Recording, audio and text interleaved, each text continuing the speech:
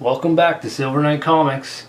As I said in my big haul video that I wanted to talk about 198 through to 200, the origin of Obadiah Stane into the conclusion of Obadiah versus Iron Man.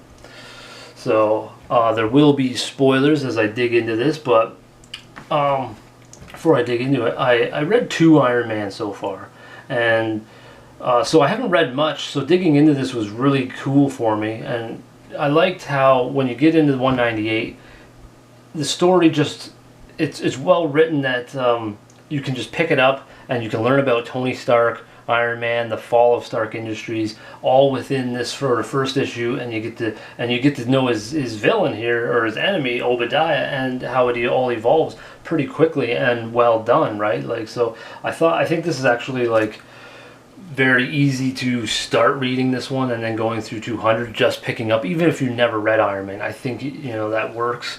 And I really like the characters in this.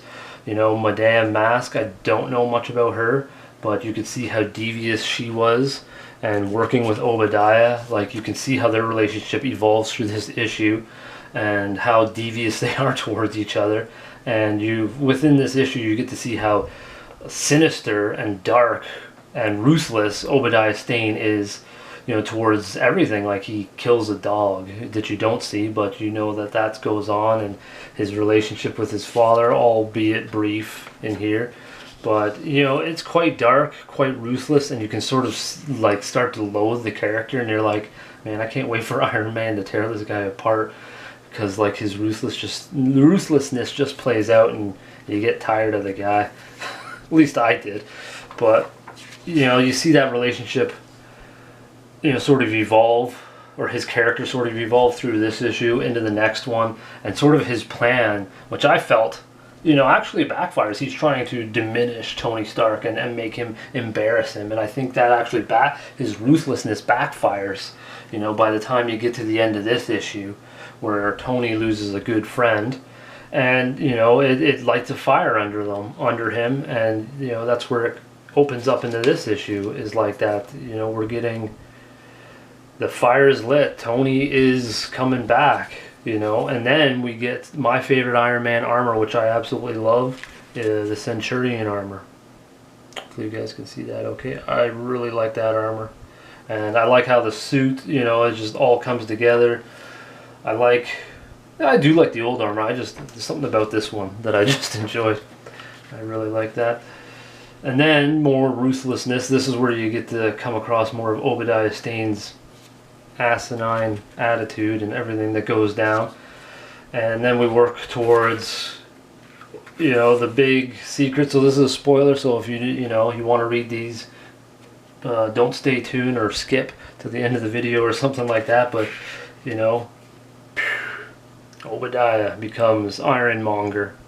And like I said, this does have like some grim moments, the growth of Obadiah Stane, his ruthlessness, all that type of stuff, and then like the sort of dark, grim, I don't know if that's the right word, that might not be the right word to use, but, you know, again, another spoiler. So if you get, you know, he blows his own head off, which is quite gnarly. I wasn't sure that like this was something that I would see in Iron Man, more like Punisher or Moon Knight, right? Like that, I guess, especially in, what is this, the mid-80s? So, but anyways, I thought this was really good. Like I said, is you could pick up from 198 and you're caught up to speed. You learn about the characters, you learn about the plot, you know, and it's all in there. There's some good action, nice art, and then my favorite Centurion armor.